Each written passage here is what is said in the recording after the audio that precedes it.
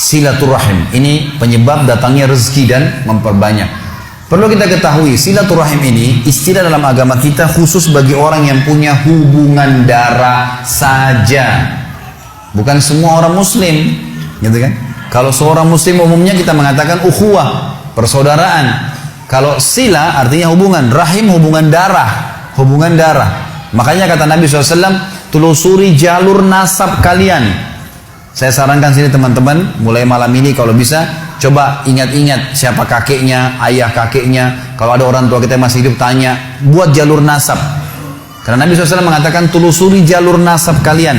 Kakek kita siapa, ayahnya siapa, berapa bersaudara, nikah sama siapa, saudara-saudaranya, punya anak siapa. Jangan sampai kita ketemu sepupu kita di jalan, nggak tahu gitu. Ada rahim dengan kita, gitu kan. Kata Nabi SAW, telusuri jalur nasab kalian, karena akan memudahkan kalian silaturahim. Silaturahim. Jadi ini harus yang punya hubungan kerabat ya, hubungan darah. Dalam riwayat Bukhari Muslim yang lain kata Nabi SAW, kata seorang sahabat, waktu dia bawa satu kantong dirham, dia bilang, ya Rasulullah, saya punya sekantong dirham, saya mau sedekahkan. Ada dua orang target saya. Yang satu muslim umum, tidak ada hubungan kerabat sama saya. Yang susah, yang satu muslim, punya hubungan kerabat sama saya dan susah. Yang mana saya bantu? Kata Nabi SAW, kalau kau bantu yang punya hubungan kerabat denganmu, maka kau mendapatkan dua pahala. Pahala sedekah dan pahala silaturahimnya. Dan puncak silaturahim teman-teman sekalian adalah kedua orang tua kita. Teman-teman di sini yang pendatang, ya. Juga tentu yang mukim, yang orang yang memang asli di sini. Kalau orang tua Anda masih hidup, jangan sia-siakan. Kejar sedekah paling afdal ke mereka tuh. Silaturahim teman-teman sekalian, pakai stopwatch kalau antum merasa terganggu pekerjaan. Telepon sehari 1 menit aja. 1 menit aja. Telepon tuh ayah, ibu, tanya kabarnya, ayah, ibu baik, ada kebutuhan? Oh enggak ada nak, baik doain ya. Mereka bilang, semoga kau selamat nak, sudah luar biasa tuh. Telepon mereka, teman-teman banyak di Indonesia, di Jakarta saya temukan yang memang merantau, akhirnya orang tuanya cuma ditelepon setahun sekali. Ah gampang nanti kalau Idul Fitri mudik sekalian ketemu. Tapi kalau teman-temannya tiap hari telepon, kalau nggak telepon temannya dimarah-marahin, kenapa nggak telepon, tiap hari dicari. Ini gimana cara? Padahal orang tua itu puncak silaturahim. Teman-teman coba renungin. Ada seorang syekh di Saudi, di Jeddah, dia lagi isi pengajian. Kemudian saking pentingnya dia tahu ya, ini orang tua bagaimana. Dia bilang, saya ditelepon oleh seorang laki-laki. Dia bilang, saya nggak kenal. Laki-laki ini bilang, syekh, tolong bantu saya nih, apa jalan keluarnya? Sejam lagi saya akan divonis oleh pengadilan, dipenjara 10 tahun karena saya difitnah. Difitnah, data-data palsu semua dikasih ke pengadilan dan saya difitnah. Apa saran Anda nih? Kira-kira apa yang saya harus lakukan nih supaya Allah bisa menyelamatkan saya? Kata syekhnya ini, saya dengar ceramahnya, dia bilang begini, menarik sekali kisahnya. Dia bilang, apa kau masih punya orang tua yang hidup? Kata orang itu, ayah saya sudah meninggal, ibu saya ada. Kata syekhnya, kau masih bisa keluar dari pengadilan? Dia bilang masih bisa. Baik, sekarang kamu keluar dari pengadilan, singgah di restoran terbaik yang kau temuin, kemudian temuin ibumu, ajak makan siang ibumu. Kata dia, syekh, sejam lagi saya divonis penjara 10 tahun. Bagaimana bisa mau makan lagi sama orang tua? Kata syekhnya, kalau kau mau jalanin saran saya, jalanin itu. Anak ini dalam kondisi dia bingung, tidak tahu apa, maka dia pun singgah di restoran, kemudian dia pergi ke rumah ibunya. Setengah jam kemudian kata syekh, saya ditelepon. Syekh, jazakallah khair, semoga Allah balas Anda dengan kebaikan. Kata syekhnya, kenapa? Dia bilang, saya baru ditelepon oleh pengadilan, ternyata orang yang membuat fitnah buat saya terbongkar kedoknya dan dia sekarang akan divonis 10 tahun. Dan semenjak saya masuk di sini, saya makan sama ibu saya, sekarang saya depan ibu saya, dari pertama saya masuk terus lisannya ibu saya mendoakan, semoga kau selamat nak, terima kasih kau sudah datang bawa makanan. Hanya membawa makanan. Orang tua kita teman-teman sekalian tahu menilai tahu menilai pemberian anak kita, pemberian kita. Tidak pernah orang tua itu diberi sesuatu yang sederhana seperti teman kita masih bisa marah atau pasangan kita masih bisa merengut. Orang tua selalu berterima kasih dengan apapun yang kita berikan sedikit. Ada seorang anak di Jeddah meninggal dunia. Seorang syekh lagi sholat, suaranya Masya Allah bagus sekali kalau dia jadi imam.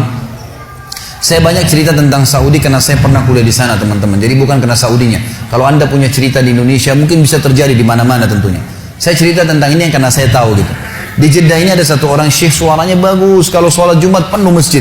Kalau dia jadi imam, Masya Allah suaranya gitu. Dia juga kalau khutbah, hampir semuanya orang nangis kalau bicara masalah akhirat, khusyuk. Jadi dia ikhlas sekali gitu. Dia cerita dalam salah satu khutbahnya, saya dengarkan ceramahnya. Dan ini tradisi saya suka dengar ceramah-ceramah. Walaupun saya sudah sering isi ceramah, gitu kan. Kita tidak boleh batasi dengan ilmu. Selalu kita merasa haus dengan ilmu itu. Maka saya dengar ceramah, dia mengatakan pada saat saya salah satu Jumat, saya lagi jadi imam, di rakaat kedua, pas sujud pertama ada suara gemuruh tengah-tengah masjid. Dia bilang, lalu saya salam, saya tanya, saya pakai mic, kenapa itu, ada apa? Dia bilang, Syekh, ada orang jatuh tadi waktu sholat sujud rakaat kedua sujud pertama jatuh. Kata Syekhnya, berikan dia ruang biar dia bernafas dan tolong antar beberapa ikhwah, tolong antar ke rumah sakit terdekat. Waktu diantar, kata dokternya, orang ini sudah mati setengah jam yang lalu. Maksudnya pada saat dia lagi sujud di hari Jumat, gitu kan? Ini luar biasa. Kata Syekhnya, ini jelas-jelas husnul khatimah. Hadis Nabi SAW, siapa yang meninggal hari Jumat tidak akan kena fitnah kubur, dan juga dia mati dalam keadaan sholat, jelas dari ibadah, apalagi lagi sujud kepada Allah SWT. Lalu dia bilang, datang adiknya mengambil jenazah kakaknya. Lalu saya bilang, ini kakakmu datang jauh-jauh sholat di sini karena dia mau sholat dengan saya. Dia mau dengar ceramah, dia mau dengar suara bacaan Al-Quran. Maka saya minta, tolong izinkan saya memandikan jenazahnya. Kata adiknya, baiklah silakan. Datanglah Syekh ini ke rumahnya, dimandikan jenazahnya. Kemudian malam takziah pertama, dan disunahkan 3 malam takziah. Malam takziah pertama, kata Syekhnya, setelah selesai jamu tamu-tamu semua, gitu kan, tamu datang mendoakan, mereka membawa makanan lalu mereka pulang. Lalu kata Syekhnya, saya tanya adiknya, kakakmu ini sebenarnya apa sih perbuatan amal dia yang paling menurut kamu Allah ridhahi sampai Allah tutup dengan husnul khatimah begini? Dia bilang, Syekh, kami punya orang tua, ayah kami sudah meninggal, ibu kami masih ada hidup, dan kami 6 orang bersaudara, semuanya bakti dengan ibu kami. Tapi kakak saya ini punya kelebihan plus. Setiap kami datang ke rumah ibu kami, pasti dia yang paling pertama ada. Sisirin rambutnya, aturin bajunya, laki-laki. Ngurus gitu, orang tuanya, ibunya dirawat betul sama dia. Dia bilang sampai kalau sisirnya patah dia yang gantiin. Sampo, sabun semua dia yang siapin. Semuanya diperhatikan. Maka kata Syekhnya, pantas Allah tutup dengan husnul khatimah. Pantas Allah tutup dengan itu. Dan teman-teman, apa yang melarang Anda mengirimkan misalnya dari Bali di sini atau dari Denpasar ini, ada rezeki, kirimkan ke Jawa. Keluarga kita tahu di sana ada sampo, tahu di sana ada sabun, tahu. Kenapa kalau kita paketin dari sini khusus buat mereka? Maka luar biasa, mungkin kita korbanin 500.000, 300.000, teman-teman sekarang sudah cukup orang tua kita mendoakan kita seumur hidupnya. Bagaimana kalau setiap bulan kita rutinkan, gitu kan? Harusnya kita lakukan seperti itu. Ini puncak silaturahim. Setelah itu datang kerabat-kerabat yang lainnya. Kata Nabi SAW, siapa yang ingin diberkahi umurnya, di sini sering diterjemahkan dalam buku Indonesia, siapa yang ingin dipanjangkan umurnya, gitu kan? Sebenarnya tidak ada kata-kata panjang umur ya, karena umur sudah ditentukan, 60 ya 60. Tapi di sini maksudnya diberkahi.